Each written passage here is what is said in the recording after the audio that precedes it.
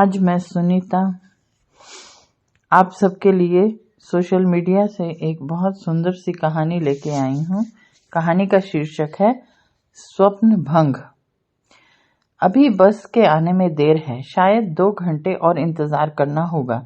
इस छोटे से बस स्टैंड पर गिनी चुनी 2-4 बसें बची हैं। सरी। आज मैं सोशल मीडिया से आप सभी के लिए एक कहानी लेके आई हूँ। कहानी का शीर्षक है स्वप्न भंग। अभी बस के आने में देर है, शायद 2 घंटे और इंतजार करना होगा। इस छोटे से बस स्टैंड पर गिनी चुनी 2-4 बेंचें हैं जिन पर लोग पैर फैलाए दोपहर की गर्मी बर्दाश्त कर रहे हैं। वह हाथ में अटैची लिए अपने को त्रासद स्थिति से बचाने की पूरी कोशिश कर रही है, परंतु आंखों में घिर आई बदली बार बार बरसने को आतुर हो रही है।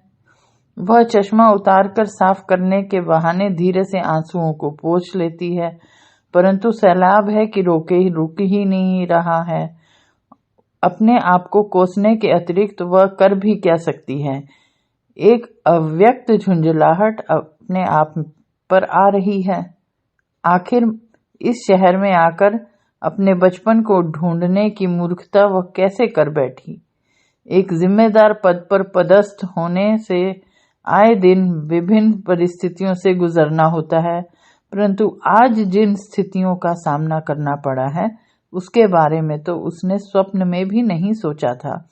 इस छोटे से शहर में बिताए उम्र के 12 बरस उसकी चेतना से कभी अलग नहीं हुए। बड़े होने पर भी मन में ललक दबी रही कि कभी जिंदगी में बस एक बार उन गलियों से गुजरे जहां की स्मृतियां उसे जब तब बेचैन कर देती हैं। यह साध उसके अवचेतन में न जाने कब से पलती रही। उस दिन ऑफिस के काम से इस शहर में आने की बात सुनते ही वह एकदम से 12 वर्षीय बालिका बन बैठी।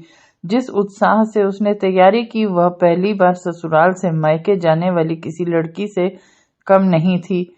उस शहर को आंखों में बसाए प्रमुदित मन से वह उस शहर पहुंची थी। गेस्ट हाउस के में सामान पटककर वह पैदल ही निकल पड़ी थी। उस सड़क पर जो बाहें फैलाए उसे उसका बचपन फिर से सौंपने को आतुर थी। दूसरे मोड़ पर दाएं घूमते ही उसे अपना आर्य समाजी स्कूल नजर आया, जहां ना चाहते हुए भी सबको आंख बंद करके संध्या वंदन करना पड़ता था। एक मुस्कुराहट उसके चेहरे पर उभर आई। क्या अब भी वैसा ही होता होगा? कल्पना में पंडित जी की साकार मूर्ति आंखों के आगे नाच उठी। उनकी बड़ी बड़ी मूछें, हाथ में बेंत, जिसे देखकर बच्चे सिंहर उठते थे। थोड़ी दूर पर वह पुलिया नजर आई जिस पर स्कूल आते जाते दोनों वक्त पड़ाव हुआ करता था। घर से छिपाकर लाई गई नमक मिर्च की पुड़िया, फिर किसी की जेब से निकले कच्चे आम की खुशबू छीना झपटी मचा देती थी। यही सोचते सोचते मन ही मन हंसी भी आई। यह शहर उसे सचमुच बच्चा बनाए दे रहा है। स्मृतियों का अर्गला खोलते खोलते वह सहम गई। अरे यह क्या! यहाँ तो सड़क के दोनों ओर कितने आम के पेड़ थे, अब उनका नामो निशान नहीं था। वहां तरह तरह के फ्लैट नजर आ रहे थे। अब वहां हनुमान बब्बा का चबूतरा भी नजर नहीं आ रहा था, जहां परीक्षा के वक्त वह बड़ी श्रद्धा से माथा टेका करती थी। मंदिर की जगह मल्टीप्लेक्स नजर आ रहा था। शहर के बदले तेवर देखकर वह हैरान थी। एक अनजाना सा भय उसे सताने लगा। बचपन की जिन स्मृतियों को उसने इतने एहतियात से संभाल कर रखा था, लगता है इस शहर की तरक्की उससे सब छीनने पर उतारू है। वह सोचने लगी, कहीं उसका घर भी उस जगह पर नहीं मिला तो उस सदमे को कैसे बर्दाश्त कर पाएगी। कदमों का उत्साह धीमा पड़ने लगा था, परंतु घर के सामने आते ही सामने जो गली और कुआं नजर आया तो वह खुशी से बावली हो उठी। लगा बरसों से बिछड़ा आत्मीय मिल गया हो। उस गली में पैर रखते ही वह अपना आपा खो बैठी। सामने ही उसे अपना घर नजर आ रहा था, परंतु बड़ी ही जीर्ण शीर्ण अवस्था में। घर के सामने लगा आम का पेड़ अवश्य अपनी वृद्धावस्था की कहानी कह रहा था। एक संतोष की सांस उसके मुंह से निकल गई। चलते चलते वह पेड़ के पास जा पहुंची। उसके तने पर हाथ फेरते हुए बचपन ने उसे फिर भरमा लिया। कच्चे आमों के लिए पेड़ पर चढ़ना, फिर छीना झपटी एक अजय ही ऐसा था जो प्रतिकार में खड़ा हो जाता था। अजय के ख्याल आते ही उसका सिर सरदार गुरुबख्श सिंह की हवेली याद आ गई। तत्क्षण उसने निर्णय लिया कि उनके घर भी अवश्य जाएगी। आज इतने वर्षों बाद लौटी है तो कोई तो उसकी यादों को बांटने वाला मिलना चाहिए। अपने घर की ओर बढ़ते उत्साही कदम जब धीमे पड़ने लगे तब उसे लगा अब जो परिस्थितियां सामने आने वाली हैं उसके विषय में तो उसने सोचा ही नहीं था। अब पता नहीं उस घर में कौन लोग रहते होंगे, उसकी भावना को समझ भी पाएंगे या नहीं। इसी ऊहापोह में वह आगे बढ़ती गई और हिम्मत करके कॉल बेल पर हाथ रख दिया। वह अपने घर में अनमने का स्पर्श ढूंढना चाहती थी, तभी भीतर से आती पदचाप ने उसका ध्यान भंग किया। वह धड़कते हृदय से आने वाले की प्रतीक्षा करने लगी। झटके के साथ दरवाजा खुला और किससे मिलना है आपको, एक रुक्ष महिला स्वर ने उसे चौंका दिया। महिला की आंखें उभर आई, झल्लाहट साफ दिखाई दे रही थी। भरी दोपहरी में उनकी नींद में व्यवधान डालकर उसने मूर्खता का परिचय ही दिया था, पर अब तो तीर हाथ से निकल चुका था। उसने हकलाते हुए प्रश्न किया, माफ कीजिए, पवार साहब का घर यही है क्या? कौन पवार? बम का एक गोला दंदनाता उसके पास आ गिरा। फिर एक ठहरा स्वर सुनाई दिया, ओह, वह तो न जाने कब के मर खप गए। यह मकान अब हमारा है, मेरा मतलब मेरे पति ने नकद 40,000 में खरीदा है। एक दर्प उनके चेहरे पर झलक उठा। अब आगे की स्थिति को संभालना जरूरी था। महिला के तेवर देखकर भी उसने अपनी हिम्मत नहीं छोड़ी। जल्दी से अपनी बात एक सांस में कहने की हिम्मत जुटा ही ली। देखिए, दरअसल बात यह है कि 20 वर्ष पहले मेरे पिताजी इसी घर में रहते थे। मेरा बचपन इसी घर में गुजरा है। बस इस शहर में आना हुआ तो इस घर में आने का लोभ संवरण न कर सकी। आपको असमय तकलीफ दी, उसके लिए मैं बेहद शर्मिंदा हूँ। महिला के चेहरे से खींच स्पष्ट हो उठी थी। चेहरे पर झंझलाहट दिख रही थी। उनके ओंठ विद्रूप से टेढ़े हो गए थे। कहने लगी, ओह, इन दीवारों का मोह यानी आपका बचपन इस भरी दोपहरी में आपको खींच लाया है। कमाल है, शायद बाल बच्चे न होंगे तभी। उनकी बात पूरी होने से पहले ही 2 या 3 बच्चों के आसपास में लड़ने झगड़ने के स्वर कानों से आ टकराए। वे झल्लाते हुए अंदर की ओर मुड़ी, फिर एकाएक याद आने पर वापस पलटी। अब आइए भी, जब इतनी दूर से भरी दोपहरी में चली आ रही हैं तो देख लें अपना घर भी। हमारा क्या बिगड़ जाएगा? यहाँ तो ऐसे फंसे हैं गृहस्थी के जंजाल में कि पता ही नहीं चला कब बचपन गया और अब जवानी भी गुजरी जा रही है। कहते कहते उन्होंने अपनी खींच बच्चों पर निकाल डाली। अरे, यह आप क्या कर रही हैं? कहते कहते वह अचानक रुक गई।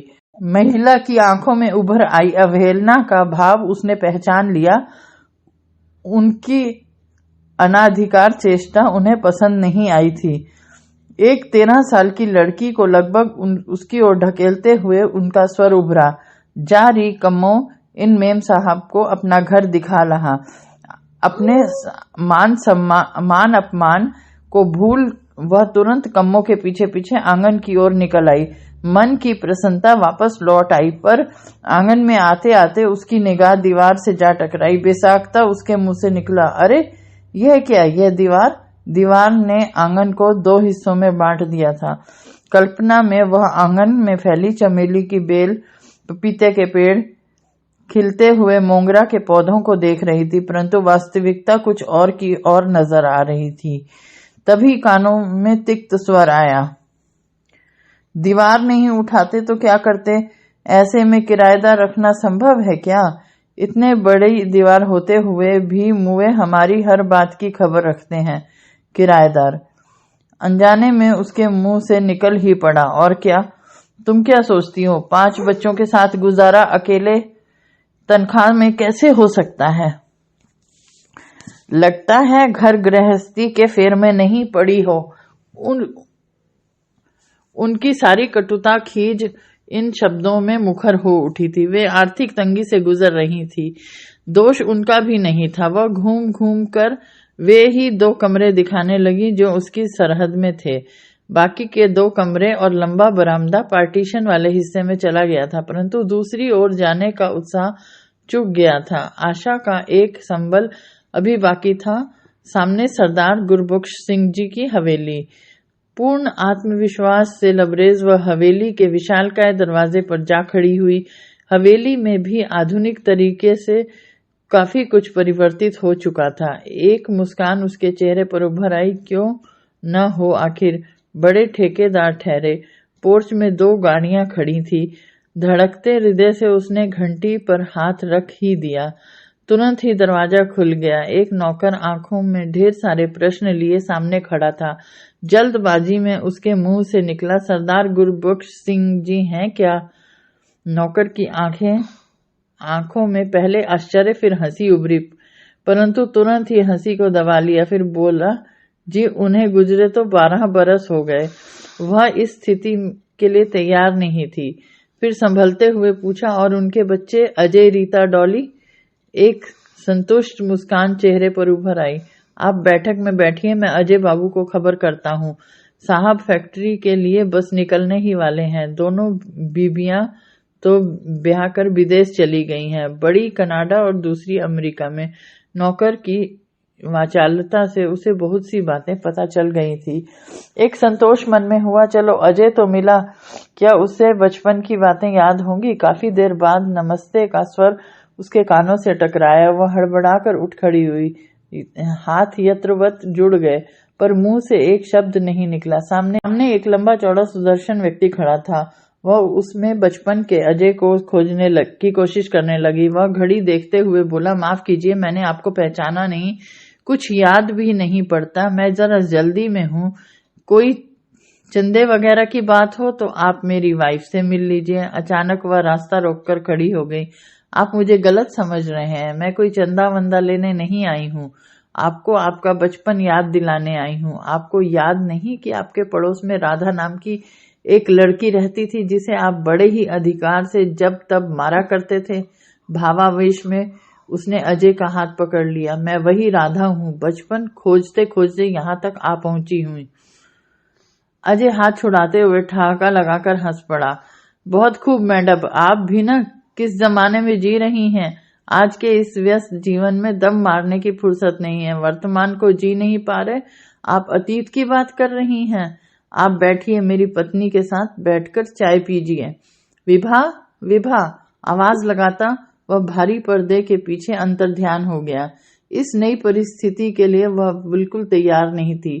बरबस रुलाई को रोकते उसने बाहर की ओर कदम बढ़ा दिए। चलते चलते एक ठहाका उसके कानों में जा टकराया। ओह, बचपन की मित्र आई थी, पर आपने निराश कर दिया। बेचारी कितनी उम्मीद लेकर आई थी। मन रखने को ही कह देते, सब याद है। उसे लगा कानों में कोई पिघला शीशा उतार रहा है। वे शब्द उसे हथौड़े की तरह लगे। क्या यही सब सुनने के लिए वह इस शहर में आई थी? जब आई थी तब और अब की मनस्थिति में जमीन आसमान का फर्क था। वह पछता रही थी कि आज तक एक भ्रम में तो जी रही थी। उस भ्रम में जीना कितना सुखद था।